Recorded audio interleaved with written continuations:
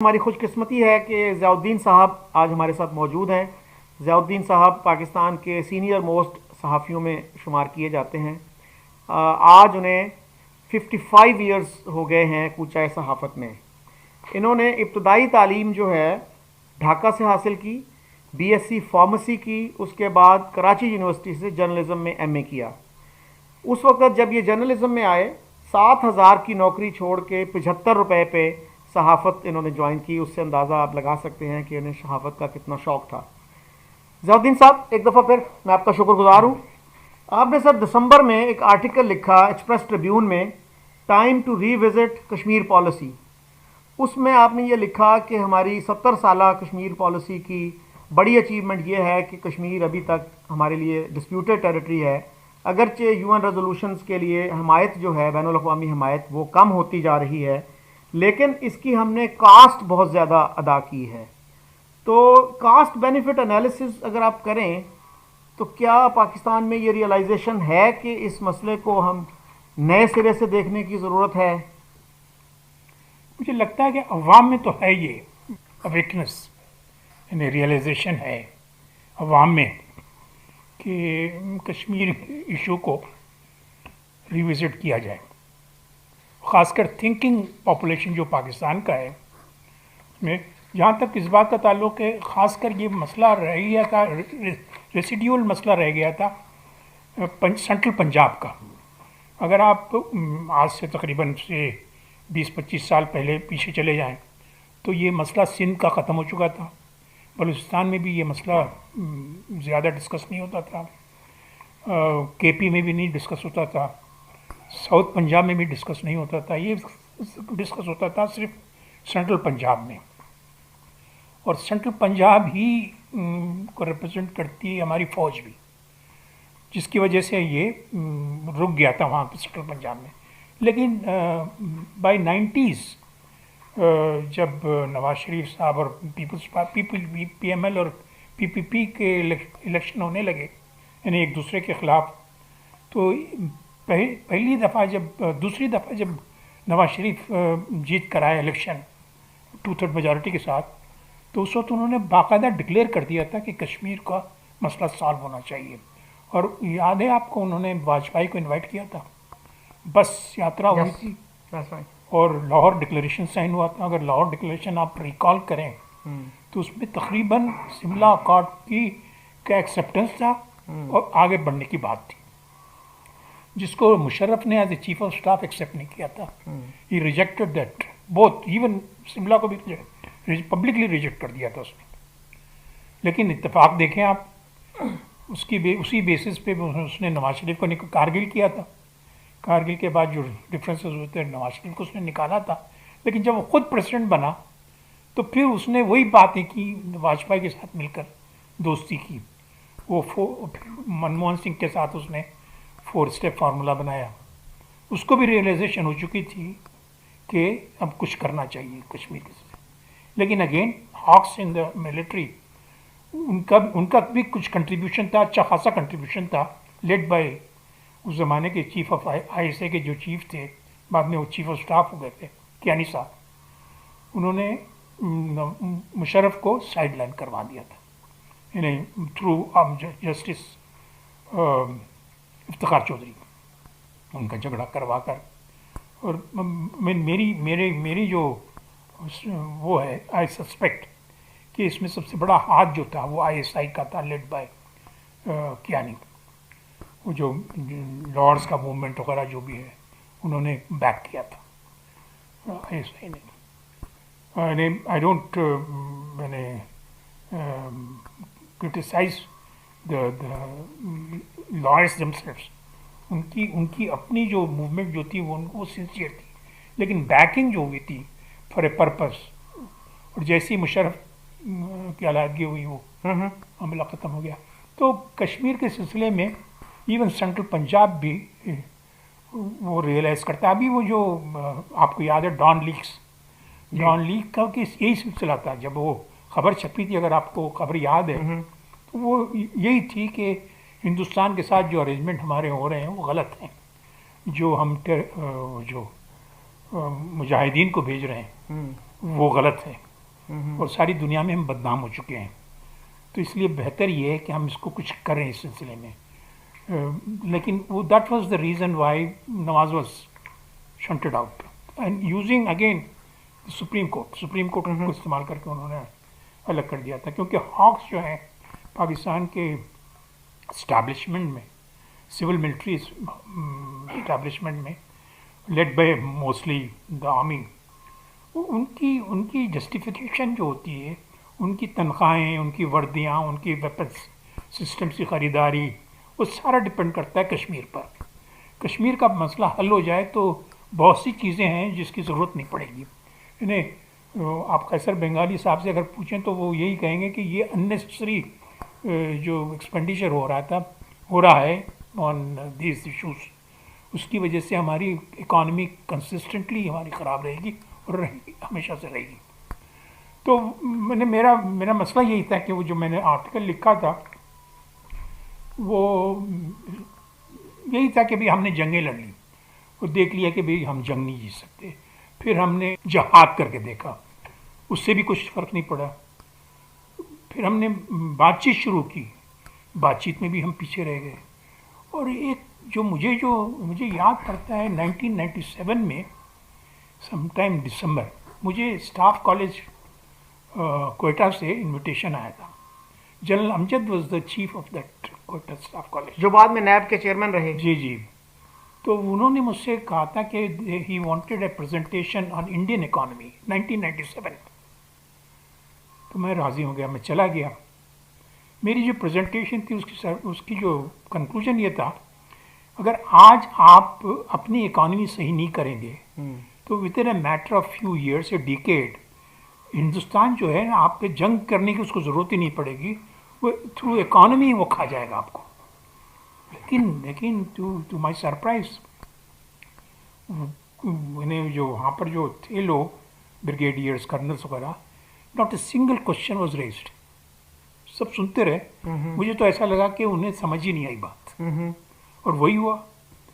97 کے بعد تو انڈیا کی جو ترقی ہوئی وہ تو ایسی چھوٹ ٹپ کر گئی. یعنی وہ تو 7-8%, 9% کے حساب سے وہ گرو کرنے لگے اور ہم نیچے کرنے لگے. تو even as of today technology میں وہ اتنے آگے ہم سے جا چکے ہیں کہ اگر آپ صرف واٹر ایشو کو لے لیں, ہمارے اس کو انڈس واٹر ٹریٹی کو لے لیں, تو they can make rings around us using technology, اور ہمیں پتہ بھی نہیں چلے گا کہ ہمارے ساتھ وہ کیا ہے. تو in a way we have actually lost Kashmir. یعنی ابھی انہوں نے 370 کو ابروکیٹ کیا, اس کے بعد ہم نے کیا کر لیا. Now it has become virtually it has become a part of India. یعنی ہم کہتے رہے ڈسپیوٹڈ ہے, دنیا مانتی نہیں اب تو. اچھا sir, sorry for interruption, M B Naqvi sahab نے 80s میں ایک آرٹیکل لکھا تھا ہیرلڈ میں, جس میں انہوں نے یہ دلیل دی تھی اس وقت کہ 65 کی جنگ میں ہم نے ایک دفعہ فورس یوز کی کشمیر حاصل کرنے کے لیے, اس میں ہم ناکام ہو گئے. اس کے بعد ہمیں تسلیم کر لینا چاہیے تھا کہ اسٹیٹس کو ایکسیپٹ کرنے کے علاوہ اس کا کوئی حل نہیں ہے. اور مجھے یاد ہے انہی دنوں میں آغا شاہی صاحب سے ملا, تو آغا شاہی صاحب سے میں نے جب کہا کہ G M B Naqvi sahab نے یہ کہا ہے, تو انہوں نے بڑا دلچسپ جواب دیا. کہنے لگے کہ M B Naqvi is a good friend of mine, لیکن ان کی یہ جو بات ہے یہ پنجابیوں کو کون سمجھائے گا, پنجابی 60% ہیں پاکستان کا. اس پہ آپ کیا کہیں گے؟ بات تو صحیح کہا آغا شاہی نے. اور آغا شاہی تو one of those persons in the foreign office جنہوں نے کشمیر کا مسئلہ بنایا کشمیر کو. He was one of the architect of Kashmir issue. اگر وہ پراپر ایڈوائز کرتے ہوتے اس زمانے میں اپنی حکومتوں کو, تو شاید کیونکہ Agha Shahi was considered to be the father of foreign policy. مجھے یاد ہے ایون چائنا بھی, جب وہ China was not a member of U N council, اس وقت وہ آغا شاہی کو استعمال کرتے تھے to understand the U N کی ڈپلومیسی کو. تو آغا شاہی واز ویری, تو ہی شوڈ ہیو ایکچولی, میرے خیال سے انہوں نے جو کہا کہ پنجابیوں کو کیسے سمجھائے, شاید یہی ہوا ہوگا کہ after having failed to make them understand انہوں نے یہ بات ایکسیپٹ کر لی. کیا کر سکتے ہیں. اچھا سر، ایک اور بھی مسئلہ اس سلسلے میں آتا ہے. آپ کو یاد ہوگا ایک میر عبدالعزیز ہوتے تھے پنڈی میں، بڑے سینئر صحافی تھے جن کو مشاہد حسین کہا کرتے تھے کہ واکنگ انسائکلوپیڈیا آن کشمیر. ان کا بھی کہنا تھا، مسلم میں وہ لکھا کرتے تھے کہ پاکستان میں بہت ہی کم لوگ ہیں جن کو مسئلہ کشمیر کی سمجھ ہے. ہمارے جو بڑے بڑے پالیٹیشین ہیں، جو سیاستدان ہیں، ان کو بھی کوئی خاص سمجھ نہیں ہے، اس لیے کہ کوئی پڑھنے کی کوشش نہیں کرتے. اب ہمارے ہاں UN ریزولوشنز کی بات ہوتی ہے، لیکن کتنے لوگ ہوں گے؟ شاید پورے ملک میں 2 لاکھ لوگ بھی ایسے نہ ہوں جنہوں نے UN ریزولوشنز پڑھی ہوں، یا جو لوگوں کو، کسی فارنر کو مثلا وہ سمجھا سکیں 5 منٹ میں، 7 منٹ میں، 10 منٹ میں کہ مسئلہ کشمیر ہے کیا. تو اس کی کیا وجہ ہے؟ Why do we have this knowledge deficit? بات تو یہی ہے کہ اندھیرے میں رکھا گیا، کیونکہ اگر عوام کو سمجھ آ جاتی کہ کشمیر کا مسئلہ کیا ہے تو شاید کشمیر کو مسئلہ بنانے والے جو ہیں وہ مسئلہ بنا نہیں سکتے. تو یہ آپ اپنی کتابیں دیکھ لیں، کورس کی کتابیں دیکھ لیں، اس میں جس انداز سے کشمیر کو انہوں نے ہینڈل کیا ہے وہ ٹوٹلی اینٹی ہسٹری ہے. تو وجہ یہی ہے، پنجاب کا مسئلہ یہی تھا، پھر وہ ریڈیوس ہوتے ہوئے سینٹرل پنجاب کا بنا، but by mid 90s even central Punjab had given it up. They wanted some kind of a solution. ایک سر میں بڑی دلچسپ آرٹیکل مجھے پڑھنے کو ملا نوائے وقت میں، اور اس کے لکھنے والے تھے لیفٹیننٹ کرنل سکندر خان بلوچ. وہ ملتان میں رہتے ہیں، اور انہوں نے ایک ایسا آرٹیکل لکھا جو مجھے یقین نہیں آیا کہ نوائے وقت جیسے محب وطن اخبار نے چھاپ دیا، اور یہ چھپا 24 جولائی 2013 کو، جس میں انہوں نے لکھا کہ کشمیر کے انڈیا سے الحاق کی سب سے بڑی وجہ پٹھانوں کا کشمیر پر حملہ تھا، اور ان لوگوں نے بلا امتیاز مذہب و ملت وہاں لوٹ مار اور قتل و غارت کا بازار گرم کر دیا تھا. اور انہوں نے اپنے مضمون کا آغاز کچھ ایسے کیا کہ مسئلہ کشمیر پر لکھی گئی تمام کتب میں بھارتی اور پاکستانی مصنفین نے اپنے آپ کو بے قصور اور مخالف فریق کو مجرم قرار دیا ہے، لیکن غیر جانبدار محققین نے جو تفاصیل دی ہیں ان سے ظاہر ہوتا ہے کہ زیادہ تر غلطیاں پاکستان کی طرف سے ہوئیں، بلکہ پورا کیس ہی مس ہینڈل کیا گیا. ان کے مطابق پہلی غلطی یہ ہوئی کہ ہم نے شروع ہی سے یہ تصور کر لیا کہ کشمیر پاکستان میں شامل ہوگا، اس لیے ہم نے کسی قسم کی لابینگ نہ کی. قائد کی طرف سے شیخ عبداللہ کو مناسب سپورٹ نہ ملی. ہماری ایک غلطی اشیاء خرد و نوش کی فراہمی روکنا تھا، خصوصاً اس وقت جب کہ ان کی قیمت بھی ادا کی جا چکی ہو. اس وقت ہمیں کشمیریوں کا دل جیتنا مقصود تھا، ہم نے انہیں بھوک سے مارنے کی کوشش کی. اب یہ چیز نوائے وقت میں چھپ چکی ہے، اس کو کیسے دیکھتے ہیں آپ؟ ہاں نہیں، کبھی کبھی ظاہر ہے کہ بیلنس کرنے کے لیے میں نے آرٹیکل یہ پڑھا نہیں ہے، لیکن آپ جو بتا رہے ہیں اگر یہ چھپ گیا ہے تو ہو سکتا ہے کہ اس زمانے میں نوائے وقت کی ایڈیٹوریل بورڈ کو یہ آرٹیکل سمجھ آ گیا ہو کہ بھئی یہ بات تو صحیح. تو یہ مطلب ہے کہ ویسے تو نوائے وقت تو ہمیشہ وین گارڈ میں رہا ہے کشمیر کے سلسلے میں، لیکن نوائے وقت نے بھی اپنی ریڈرشپ کو پراپرلی سمجھا نہیں پائے وہ کشمیر کا مسئلہ. وہ بھی یعنی اس ایشو کو میتھیکل انداز میں ڈیل کرتے رہے. اس کے علاوہ سردار شوکت حیات جو تحریک پاکستان کے ینگ لیڈرز میں سے تھے، انہوں نے اپنی کتاب میں لکھا ہے کہ 1 نومبر 1947 کو جب ماؤنٹ بیٹن آئے لاہور، تو باقی چیزیں جب انہوں نے ڈسکس کر لیں تو اس کے بعد انہوں نے کہا کہ میں آپ کے لیے سردار پٹیل کی ایک پیشکش لایا ہوں، اور وہ یہ ہے کہ آپ کشمیر لے لیں اور حیدرآباد دکن سے دستبردار ہو جائیں. تو سردار صاحب یہ لکھتے ہیں کہ بعد میں گیا لیاقت علی خان کے پاس، اور میں انچارج تھا کشمیر کی جو کیمپین تھی. تو میں نے ان سے کہا کہ ہماری کیمپین اچھی نہیں جا رہی اور یہ بہت ریزنیبل آفر ہے، تو آپ اس کو ایکسیپٹ کر لیں. تو لیاقت علی خان نے کہا کہ شوکت تم مجھے پاگل سمجھتے ہو کہ میں حیدرآباد جیسی بڑی ریاست جو پنجاب سے بھی بڑی ہے وہ لے لوں اور کشمیر کی چند پہاڑیاں وہ چھوڑ دوں اور کشمیر کی چند پہاڑیاں لے لوں. اس کے علاوہ اسی طرح کی بات فیروز خان نون نے اپنی کتاب میں لکھی ہے کہ قائد اعظم نے مجھ سے پوچھا کہ کیا یہ مناسب ہوگا کہ ہم حیدرآباد دکن انڈیا کے پاس جانے دیں اور کشمیر لے لیں. تو ان کا بھی یہ خیال ہے کہ میرے خیال میں سردار پٹیل نے قائد اعظم کو یہ آفر کی تھی. آپ کیا کہتے ہیں اس بارے میں؟ ہاں نہیں، وہ غلطیاں ہماری لیڈرشپ سے ہوئی ہے ارلی پیریڈ میں، قائد اعظم سے بھی ہوئی کشمیر کے سلسلے میں.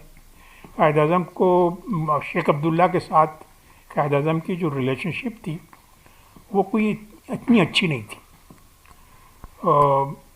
مجھے لگتا ہے کہ وہ کچھ ارینجمنٹ کر لینا چاہیے تھا قائد اعظم کو شیخ عبداللہ کے ساتھ. اور یہ آفر بہت ہی اچھا آفر تھا، ہمیں ایکسیپٹ کر لینا چاہیے تھا. لیاقت بھی اصل میں اگر آپ پری پارٹیشن کے وقت جائیں واپس تو اس وقت کے سینٹیمنٹس جو تھے وہ انٹائرلی ڈفرینٹ تھے from what we see in the 60s and 70s. 50s کی جو سینٹیمنٹ جو تھے 40s سے لے کے 50s کے سینٹیمنٹس کچھ ایسے تھے کہ we were on the go, we were thinking کہ بھی ہم دنیا کو فتح کر سکتے ہیں. قائد اعظم کی جو سکسیسز جو تھے in getting the Britishers to agree to partition, اور پھر گاندھی سے بھی اگریمنٹ کروا لینا، وہ دیٹ واز اے سکسیس. تو ہم نے یہ سوچا کہ بھائی شاید کشمیر بھی ہم یہ جو بارگیننگ جو پرنسلی اسٹیٹ کے سلسلے میں جو اگریمنٹ ہوئی تھی کہ جو بھی جس طرح جانا چاہے چلے جائے، تو اس میں ہم نے لاجسٹکس نہیں دیکھی. اب حیدرآباد کہاں پر ہے، کشمیر کہاں پر، ویسٹ پاکستان کہاں پر، ایسٹ پاکستان کہاں پر ہے. تو یہ ویری فیکٹ کہ ہم نے یہ 2 ونگز بھی ایکسیپٹ کیے، وہ بھی میں نے it was some thing very strange.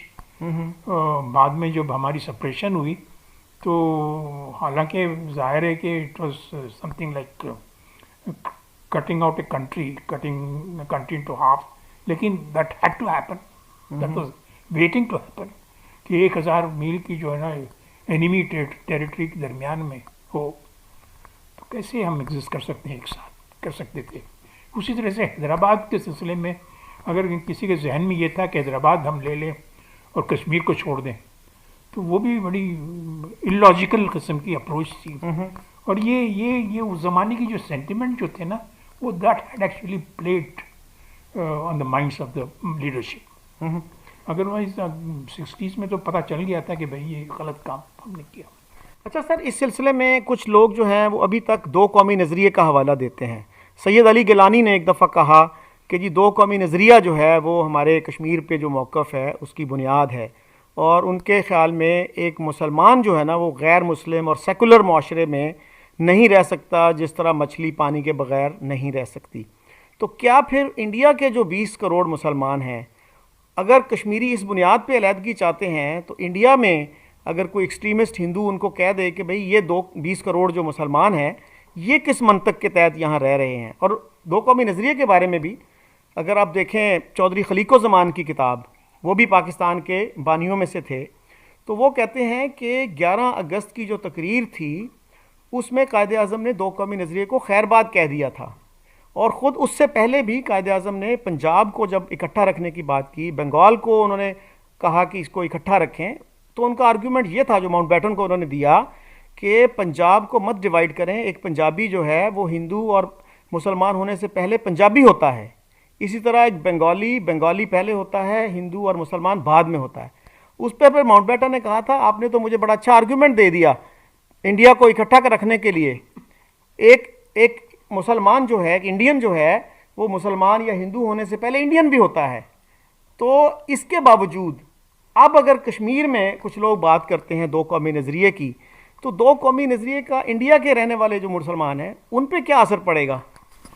ہاں نہیں، بات تو آپ کی صحیح ہے. گیلانی صاحب کا جو نظریہ ہے وہ ان کی جگہ پر صحیح ہے. وہ جس علاقے میں بیٹھے ہوئے ہیں کشمیر میں، میجورٹی مسلم اسٹیٹ، وہاں پر اگر وہ یہ کہیں کہ بھئی یہ 2 قومی نظریہ ہے اور جناح کے 2 قومی نظریے کو وہ کہیں، وہ اس کو پروموٹ کریں وہاں پر بیٹھ کر، تو he could be justify for that.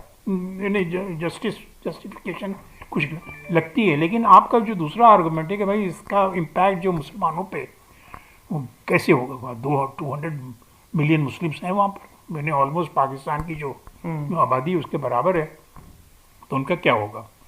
تو مودی صاحب نے آ کر ثابت کر دیا ہے کہ بھئی واقعی یہ 2 نیشن تھیوری قائد اعظم کی صحیح تھی. یعنی جس انداز سے اس وقت ہندوستان میں جو موومنٹ جو چل رہی ہے وہ ایسا لگتا یہی ہے کہ یعنی وہاں کا انٹلیکچوئل بھی خاموش ہو گیا، وہاں کی میڈیا بھی جو ہے نا جس انداز سے کام کر رہا ہے، اس سے تو لگتا یہ ہے کہ قائد اعظم نے جو سوچا تھا صحیح سوچا تھا. لیکن سر جو پاکستان میں 2 قومی نظریے کے اب بھی حامی ہیں ان کو تو پھر خوش ہونا چاہیے نا کہ مودی صاحب نے 2 قومی نظریے کو سچ ثابت کر دیا. وہ ناراض کیوں ہے مودی صاحب سے؟ ہاں یہ بات تو آپ کی صحیح ہے، وہ ناراض نہیں ہونا چاہیے، لیکن ناراضگی تو اسی وجہ سے ہے نا.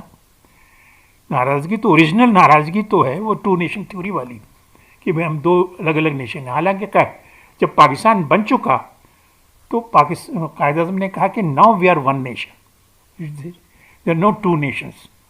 یہ ہم قائد اعظم کی اس انسٹرکشن کو ہم نے فالو نہیں کیا اور اسی 2 نیشن تھیوری میں لگے رہے. تو یہ تو بات صحیح ہے آپ کی کہ ناراض کیوں ہیں، مودی سے ناراض کیوں ہیں. مودی سے ناراضگی کی وجہ یہی ہے کہ ہم اس سے ناراض ہمیشہ سے رہے. میجورٹیرین جو اپروچ رہی ہے کانگریس کی بھی رہی ہے، یعنی ایون اگر مودی وازنٹ دیر، کانگریس نے جس انداز سے حکومت کی نہرو کو چھوڑ کر، نہرو کے بعد کانگریس کی جو اپروچ رہی ہے ٹورڈز پاکستان وہ بڑی امبیگوس رہی ہے. اٹ واز اونلی واجپئی جس نے آ کر لاہور میں کہا تھا کہ یس وی ریکگنائز پاکستان، مینار پاکستان پہ کھڑے ہو کر اس نے کہا. اس وقت تک ایون کانگریس جو ہے نا was not ready to accept Pakistan. یہ ہے مسئلہ تو ہے. اچھا سر، اس میں جو ہے ایک تو نہرو کی ایک سپیچ ہے 48 کی جو انہوں نے علی گڑھ مسلم یونیورسٹی میں دی، اور اس میں اسی ایشو کو انہوں نے ایڈریس کیا. انہوں نے کہا کہ اگر ہم پاکستان کو اب بھی اپنے اندر ضم کرنا چاہتے ہیں تو ہم اس کی قیام سے ایگری ہی کیوں ہوتے. کچھ لوگ یہی دلیل دیتے ہیں کہ پارٹیشن جو ہے نا اصل میں قائد اعظم نہیں چاہتے تھے، یہ تو پٹیل اور نہرو کی خواہش تھی. تو ہم دونوں طرف سے پھر کیسے بلیم کر سکتے ہیں؟ بہت سارے ہمارے لوگ جسونت سنگھ کو اپروونگلی کوٹ کرتے ہیں کہ جی اصل تو تقسیم کے جو تھے نا ذمہ دار وہ پٹیل اور نہرو تھے. تو یہ ہم how can we have it both ways? History ہے نا. عائشہ جلال نے اپنی کتاب میں یہی ثابت کیا ہے کہ Quaid Azam did not want it. وہ کوٹ کرتی ہیں اور ہسٹری ہے، وہ ABC جو فارمولا جو تھا کیبنٹ مشن پلان، اس کو جب نہرو نے ریجیکٹ کیا، قائد اعظم نے تو ایکسیپٹ کر لیا تھا اس کو. نہرو نے پریس کانفرنس میں بامبے میں کہا 10 نومبر، پتہ نہیں ایئر یاد نہیں ہے مجھے، وہ 46 جولائی. تو اس میں اس نے کہا تھا کہ let the Britishers go then we will decide. تو اس پہ قائد اعظم نے اپنے واپس لے لیا تھا برٹش. تو وہ this was actually Congress pushed جنا into accepting the partition. اچھا سر، اس میں جو ہے نا ایک جو سٹوری میں نے سنی سردار شوکت حیات سے، وہ کہتے ہیں کہ نہرو نے ایک دفعہ مجھے بلایا، and Nehru was a family friend ان کے والد کی وجہ سے. تو اس پہ مجھے نہرو نے کہا کہ Shaukat don't you think partition is too big a decision to be taken in haste? کیا یہ بہتر نہیں ہوگا کہ ہم کچھ عرصہ اکٹھے رہ کے دیکھیں، اگر ہمارا گزارا نہیں ہوتا تو ہم دوستوں کی طرح علیحدہ ہو جائیں؟ تو میں نے کہا کہ اٹ میکس ایمیننٹ سینس. تو بہرحال میں قائد اعظم کے پاس گیا اور ان سے پوچھا کہ جی آپ پاکستان ہمارے لیے بنا رہے ہیں یا اپنے لیے؟ تو انہوں نے کہا کہ میں تو بوڑھا آدمی ہوں، آپ نوجوانوں کے لیے بنا رہا ہوں. تو اس نے وہی دلیل دہرائی کہ جی don't you think it will be better if we live together for a while and then decide. تو اس پہ قائد اعظم مسکرا پڑے اور کہنے لگے کہ مجھے پتہ ہے کس کا ذہن بول رہا ہے تمہارے پیچھے، تو تم کل جو ہے یہ مسئلہ ریز کرنا، مسلم لیگ کی اجلاس ہے کل، تو میں تمہیں سپورٹ کروں گا. تو شوکت حیات کہتے ہیں جی میں نے جو ہی بات شروع کی تو مولانا حسرت موہانی کھڑے ہو گئے کہ یہ لونڈا کیا بکواس کر رہا ہے. تو اس پہ کہتا ہے کہ قائد اعظم نے کہا شٹ اپ مولانا، اور وہ بیٹھ گئے اور مسلم لیگ نے وہ ریزولوشن ایکسیپٹ کر لیا. تو میں بڑا خوشی پنڈت جی کے پاس گیا اور میں نے کہا کہ پنڈت جی مبارک ہو، مسلم لیگ مان گئی. تو نہرو نے کہا Shaukat it is too late now. تو میں بڑا حیران ہوا کہ کیا ہوا. کہتے ہیں کہ پٹیل نہیں مانتا، اس نے کہا جی پٹیل کا کیا آرگومنٹ ہے؟ انہوں نے کہا جی پٹیل یہ کہتا ہے کہ جسم کے ایک حصے کو اگر گینگرین ہو جائے نا تو اس کے بجائے کہ پورا جسم متاثر ہو اس حصے کو کاٹ دینا چاہیے. تو اب یہ جو آرگومنٹ ہے تو اس کا تو مطلب ہے کہ کانگریس جو تھی اس وقت تیار ہو گئی تھی سوائے مولانا آزاد کے. پٹیل پریویلڈ آن ایوری بڈی. ہاں نہیں وہ جو واقعہ ہے اس کا جب Muslim League was also part of the government اور فائنانس منسٹری لیاقت کے ہاتھ میں تھی, انہوں نے تنگ کر دیا تھا باٹا برلا وغیرہ کی جو یعنی سوشلسٹ قسم کی انہوں نے اپروچ انہیں اڈاپٹ کی تھی ان فائنینشیل میٹرس. وہ کانگریس کو پسند نہیں آئی تھی, خاص کر پٹیل وغیرہ کو. تو دے تھاٹ کہ اگر ہم کنٹینیو کریں ان کے ساتھ تو وہ مسئلہ یہی ہو جائے گا. تو وہ اس کی بات میرے خیال سے ذہن بناتا ان کا کہ بھائی ان کو جانے. اس میں سر ایک یہ بھی ہے نا کہ قائد اعظم نے کئی دفعہ یہ کہا کہ اگر پاکستان نہ بنا تو ہندوستان میں اسلام اور مسلمان ختم ہو جائیں گے. پھر کیبنٹ مشن پلان کو ایکسیپٹ کرنا وہ بھی تھوڑا سا عجیب لگتا ہے. ایک دفعہ جب کیبنٹ مشن پلان اناؤنس ہوا انہوں نے اس کو کنڈیم کیا کہ اس نے پاکستان کے مطالبے کو نگیٹ کر دیا ہے. پھر جب ایکسیپٹ بھی کیا اس میں بھی انہوں نے کہا کہ ہمارا جو گول ہے الٹیمیٹ گول وہ پاکستان ہی ہے. تو وہ بھی عجیب ایکسیپٹنس تھی کہ ایک طرف آپ اکٹھے رہنے کو اگری کر رہے ہیں, ساتھ یہ بھی کہہ رہے ہیں کہ نہیں وہ ہماری کوشش بھی جاری رہے گی.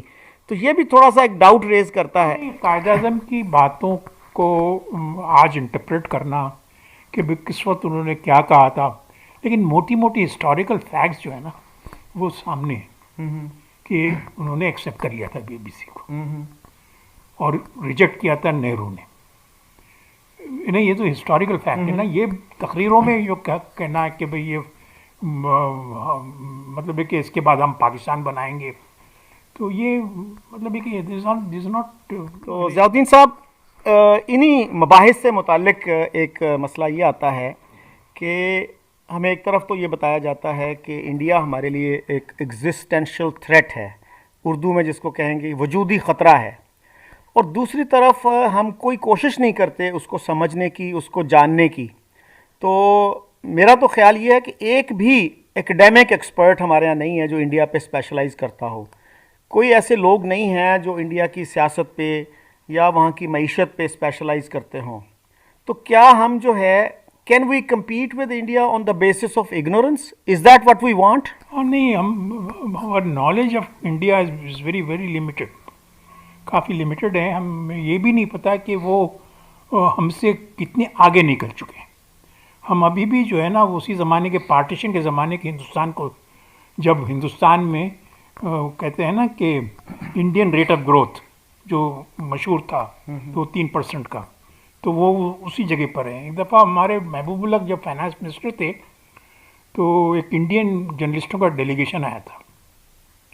انہوں نے ان سے پوچھا کہ ڈاکٹر صاحب یہ بتائیں آپ پاکستان اتنا شائن کر رہا ہے اور ہندوستان ابھی بھی ڈل اور ڈریب ہے, اس کا ریزن کیا ہے؟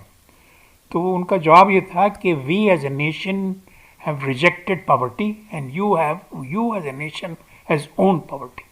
یہ ہمارے فائنانس منسٹر کا تھا. وہ وہاں پر اپنے ایسیٹس بنا رہے تھے, social and infrastructure, social and physical infrastructure بنا رہے تھے تھرو آؤٹ دا تقریباً پہلے 30 سالوں میں. اور ہم یہاں پر قرضے لے رہے تھے. قرضے لے کر ہماری گروتھ ریٹ 6% کی تھی, وہ بغیر قرضوں کے 2-3% پہ کر رہے تھے, لیکن اپنے ایسیٹس بنا رہے تھے. بائی 1990 جب منموہن سنگھ فائنانس منسٹر بنے, جب انہوں نے اوپن اپ کیا اپنی اکانومی کو, انڈیا جسٹ شاٹ اپ. ہم نے بھی 1990 میں اپنے آپ کو اوپن کیا تھا, we could not do much, کیونکہ ضیاء الحق یہ سمجھتا تھا کہ جب کولڈ وار, جب افغانستان کی پہلی جنگ ہو رہی تھی تو ضیاء یہ سمجھتا تھا کہ چونکہ دو سپر پاورز میں لڑائی ہو رہی ہے تو یہ جنگ کبھی ختم نہیں ہوگی اور ڈالرز ہمیں ملتے رہیں گے. تو he had no plan be, اگر یہ ختم ہو جائے جنگ تو ہم کریں گے کیا. تو وہ ہم we got caught up in the mess, in the aftermath, اور ہم اور پیچھے چلے گئے اور ہندوستان آگے نکل گیا. ٹیکنالوجی میں تو ہم سے بہت آگے, even during the 1990s India was producing the largest number of engineers دنیا کے largest number of engineers India was producing. اور ہمارے یہاں جو ہے نا بند ہو رہے تھے ہمارے انجینئرنگ کالجز.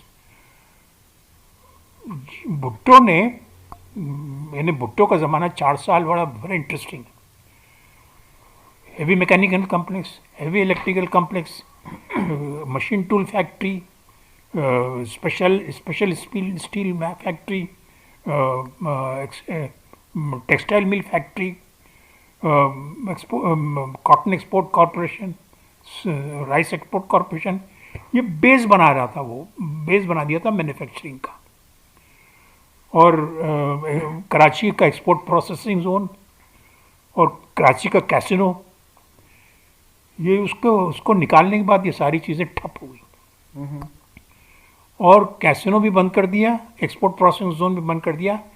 جب China in 1989 was opening up, we were closing down. یعنی وہ تو ایک سوشلسٹ کنٹری تھی, وہ اوپن اپ کر رہی ہے. ہم so called free country, free world کی representative, we were closing down. یعنی Dubai, Karachi would have become Dubai اگر وہ ہاتھ نہیں لگاتے اس کیسینو کو اور اسٹیل مل کو اور اس کو ایکسپورٹ پروسیسنگ زون کو. تو ہمارے ساتھ تو بڑی ٹریجڈی ہوئی. اب سر دیکھیے کہ یہ جو آئی ٹی ریولوشن ہے کہ انڈیا اس میں کتنا آگے نکل گیا.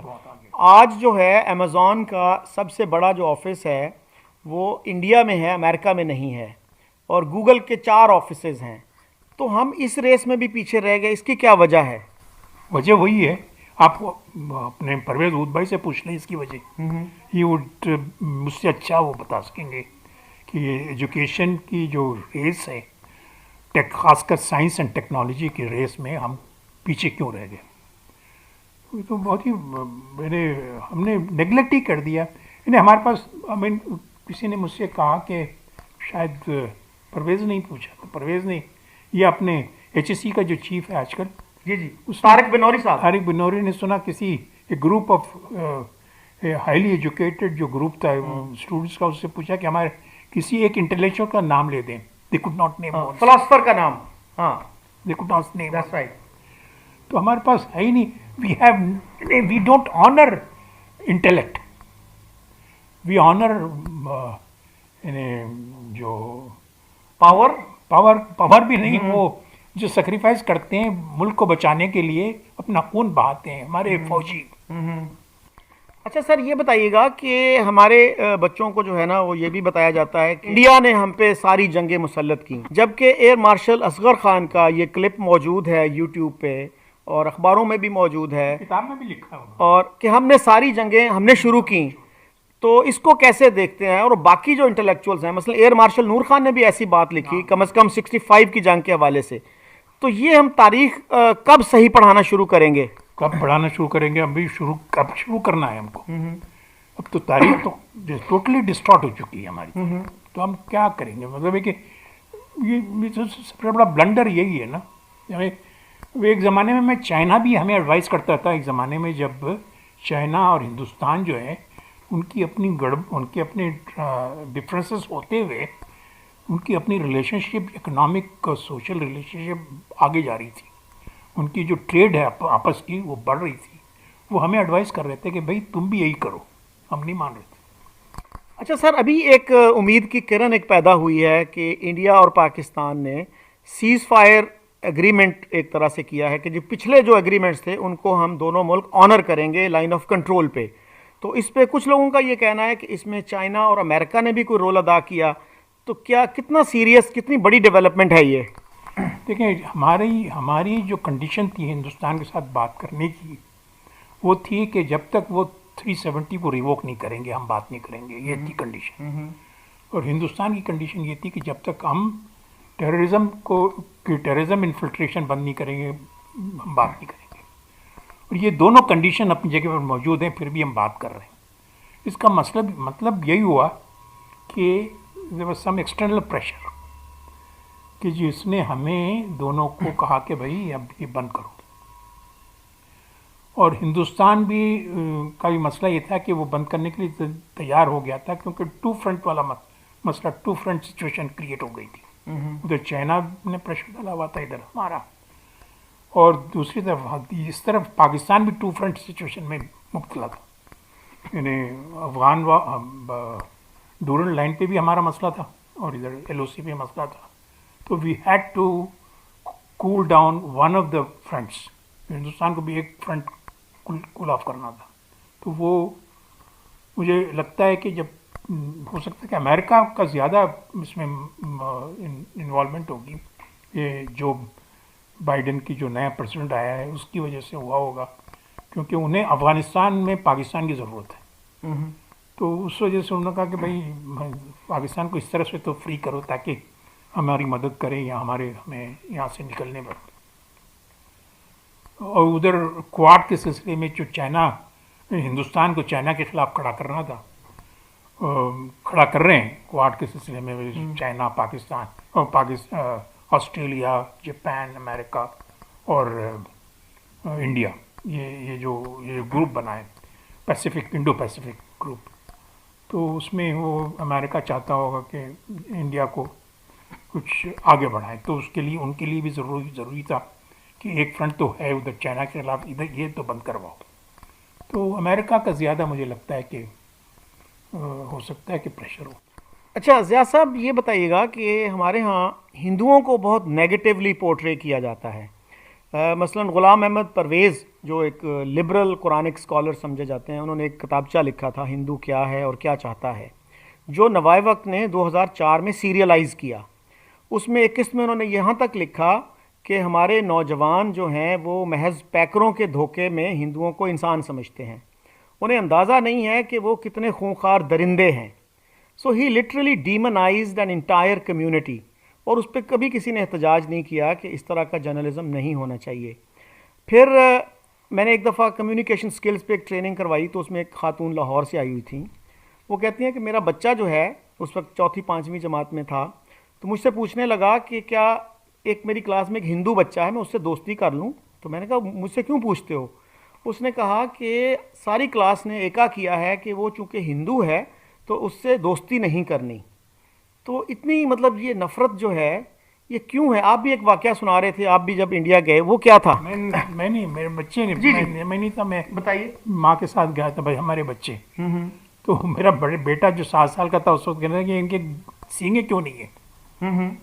نہیں, ان کے ذہنوں میں یہ بٹھایا گیا تھا نا بچوں کے کہ یہ ہندو جو ہے وہ, یہ اس قسم کی باتیں جو ہے نا اپنے بچوں کو پڑھانا یا اس قسم کی باتیں لکھنا بڑی عجیب سی بات لگتی ہے مجھے. مطلب کہ یہ جو ہیٹ والا جو مسئلہ ہے نا, hating a community, hating an ethnic group, hating somebody for his religion, تو یہ بڑا اگر مطلب یہ کہ تو خیر اب تو امریکہ میں پھر وائٹ سپریمیسی کے چکر میں وہ جو انہوں نے کیپٹل ہل میں جا کے انہوں نے کام کیا ہے, اسے لگتا ہے کہ پڑھا لکھا ہونا بھی کوئی ضروری نہیں. کہ ابھی سری لنکا بھی بہت بڑی پڑھی لکھی قوم ہے, وہ اب وہ کر رہے ہیں, برقع بند کر رہے ہیں, مدرسے بند کر رہے ہیں. تو یہ مطلب ہے کہ بڑی عجیب سی بات ہوتی ہے. اور پھر فرانس میں بھی, اور کہاں پر, سویڈن میں شاید, کہ بھئی آپ نقاب نہیں لے سکتے لیکن ماسک لگانا ضروری ہے. سوئٹزرلینڈ کا آئرنی ہے. تو یہ سر اسی ریلیجن کو لے کر اتنا زیادہ آپ اگر کوئی اپنی شکل چھپانا چاہتا ہے, خاص کر لڑکیاں, عورتیں, تو why put pressure on them. اگر کوئی مطلب لڑکیاں ہیں جو کھلی بندوں پڑتی ہیں, تو مطلب ہے کہ تو خیر عجیب سی بات ہے. مطلب ہے کہ everybody has got his own way of life. تو آپ اس کو پتہ نہیں. ایک اور سر واقعہ میرے ذہن میں آیا. ایک دفعہ میں جب قائد اعظم یونیورسٹی میں تھا تو ہم ایک ٹرپ پہ گئے, تو واپسی پہ ہمارے ایک پروفیسر تھے اعجاز حسین, انٹرنیشنل لاء پڑھاتے تھے, اور انہوں نے فرانس سے PhD کی ہوئی تھی انٹرنیشنل لاء میں. تو ان کا بیٹا پرائمری اسکول میں تھا اور کسی اچھے اسکول میں ظاہر ہے وہ جاتا تھا. تو اس سے میں نے پوچھا کہ آپ کیا کرو گے بڑے ہو کے؟ تو وہ کہنے لگا پائلٹ بنوں گا. تو میں نے کہا پائلٹ بن کے کیا کرو گے؟ تو کہتا ہے انڈیا پہ بمباری کروں گا. تو پروفیسر صاحب بڑے شرمندہ ہوئے اور کہنے لگے کہ اس میں رب دی میں نہیں سکھایا, اسکولوں سے کیا ہوتا ہے. پچھلے دنوں ڈاکٹر صاحب سے ملاقات ہوئی تو میں نے کہا کہ آپ کا بیٹا کہاں ہے آج کل؟ کہتا ہے وہ امیزون میں ہے اور امریکہ میں ہوتا ہے. ہاں نہیں، وہ تو خیر بچوں کی ذہن، وہ جو نسیم حجازی کے ناول اگر پڑھتا رہا ہو اور ہمارے جو اسکول کے ٹیچرس ہیں ان سے سبق لیتا رہا ہو تو اس کا ذہن تو یہی بنے گا نا شروع میں تو. اچھا سر، شجاع نواز صاحب نے کیا کہا ہے کشمیر ایشو کے حوالے سے؟ اور 65 وہ بڑے تھنک ٹینکر ہیں امریکہ کے، اور ان کے بھائی جو تھے آرمی چیف تھے آصف نواز، ان کے بارے میں کچھ بتائیے. نہیں، انہوں نے جو کتاب لکھی ہے کراس سورڈز، اس کی آخری چیپٹر میں انہوں نے کوٹ کیا ہے ایوب خان کو آفٹر دا 65 وار.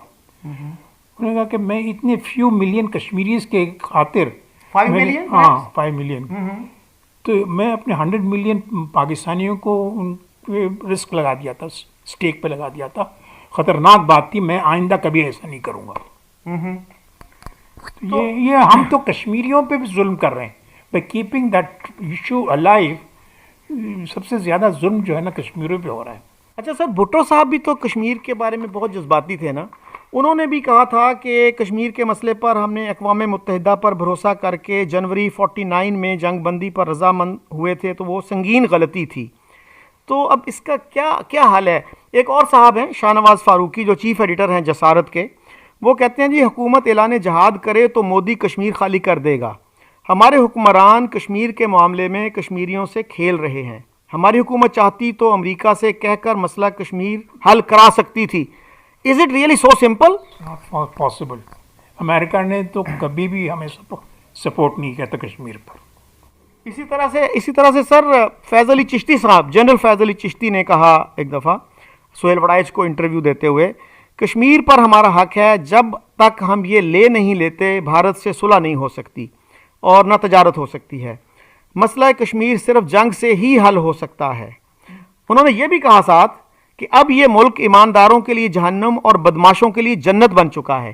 اگر یہ ملک واقعی بدماشوں کے لیے جنت بن چکا ہے تو کشمیریوں کے لیے کیا دلچسپی ہے اس میں؟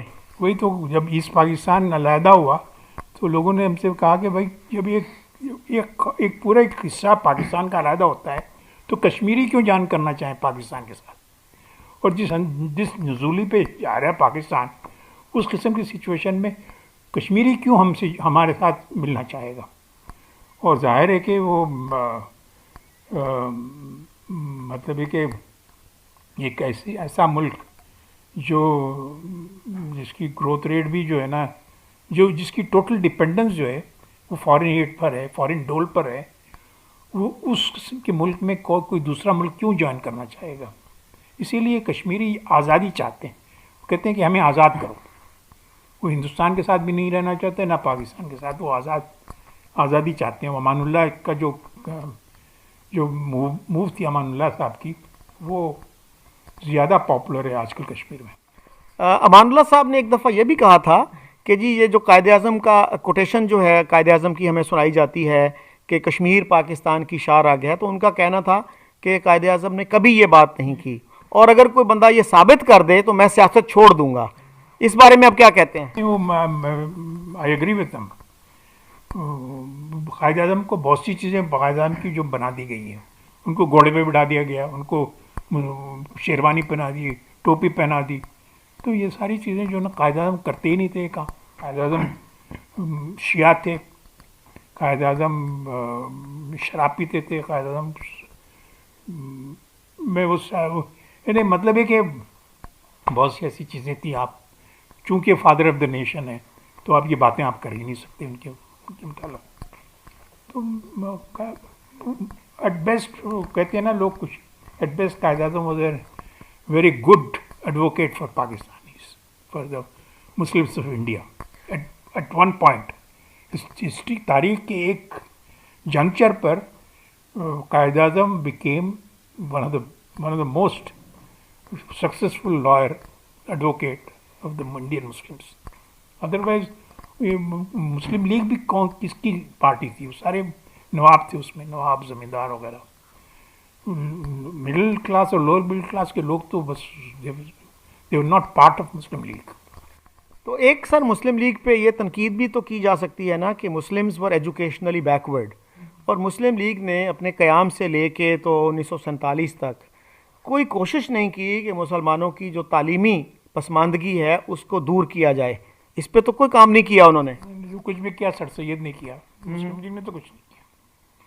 تو قائد اعظم کا سر کیا ویژن کیا تھا پاکستان کے لیے؟ What kind of a country did he want?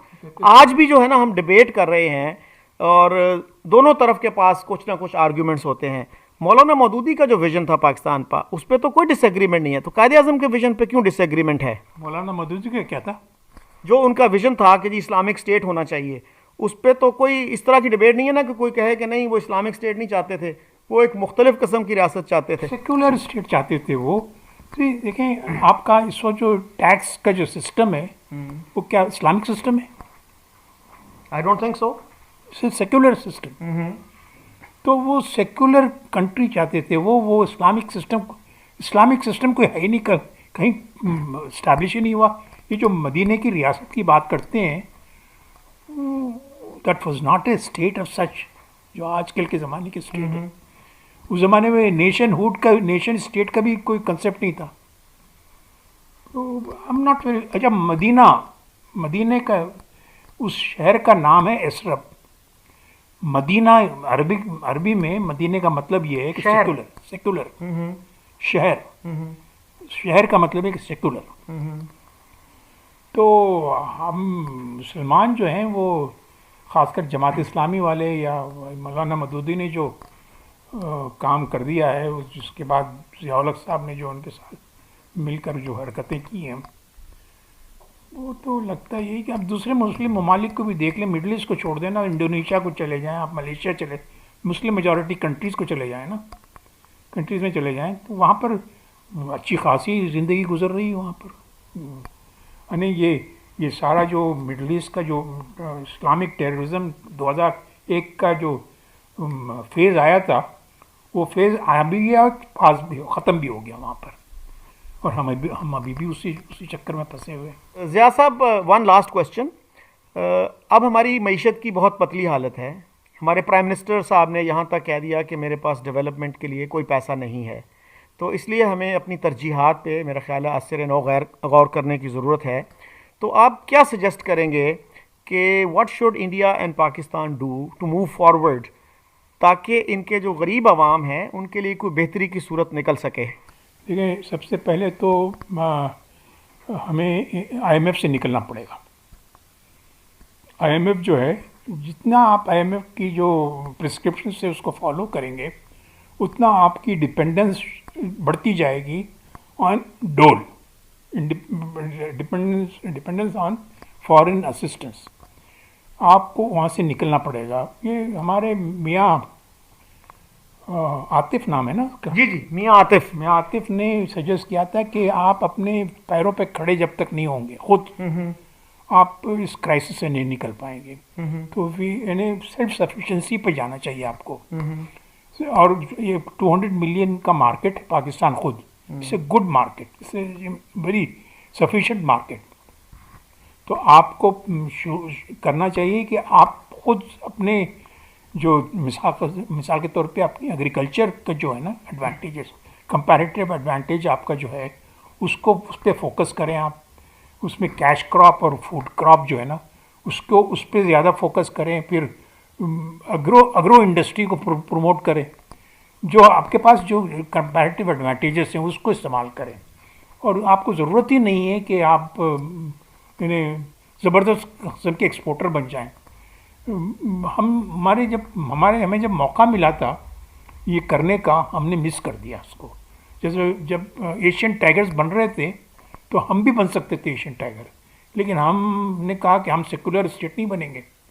We used to when we still wearing our religion on our sleeves. تو جب آپ سیکولر اسٹیٹ بننے کو اوائڈ کریں گے تو آپ معیشت کیسے آگے بڑھائیں گے؟ معیشت کو آگے بڑھانے کے لیے یو ہیو ٹو بیکم, جیسا میں نے کہا کہ ٹیکس سسٹم ہے, سیکولر سسٹم ہے یہ. تو اس کو آپ مذہب یعنی اسلامک ٹیکس سسٹم کیسے انٹروڈیوس کریں گے آپ؟ تو یہ خاص کر اگین ہم نے اپنی ایسٹرن بارڈر ہمارا کلوز ہوا ہے, ہمارا ویسٹرن بارڈر کلوز ہوا, ہمارا نارتھ ویسٹرن بارڈر کلوز ہوا ہے. ہمارے پاس ایک میں نے جو پورٹ ہے کراچی کا پورٹ تھا صرف, جس میں ہماری پوری ہماری ٹریڈ جتنی ضرورت ہے ہماری وہ بھی پوری نہیں ہوتی تھی صرف کراچی سے. اور پھر جو چائنا اب وہ سپیک جو ہے نا وہ 4-5 سال سے ہمارے سپیک کی وجہ سے ہمارے چائنا سے قریب آ رہے ہیں ہم. لیکن China until about 2000 China was too far away. ہم ان کے ساتھ ٹریڈ بھی نہیں کر سکتے تھے پراپرلی. تو ہم وی ہیڈ باٹل اپ. تو ہمیں کھلنا چاہیے, ہمیں ہندوستان کے ساتھ اکنامک ریلیشن شپ ڈیولپ کرنی چاہیے, افغانستان کے ساتھ کرنا چاہیے, ایران کے ساتھ کرنا چاہیے, اور چائنا کے ساتھ تو اب شروع ہو ہی چکا ہے. تو ریجن میں جب تک ہم فٹ نہیں ہوں گے ہماری معیشت ترقی نہیں کرے. Thank you very much sir. Thank you جی. Hey there. Subscribe to my channel. And also press this bell icon, so you never miss any new updates.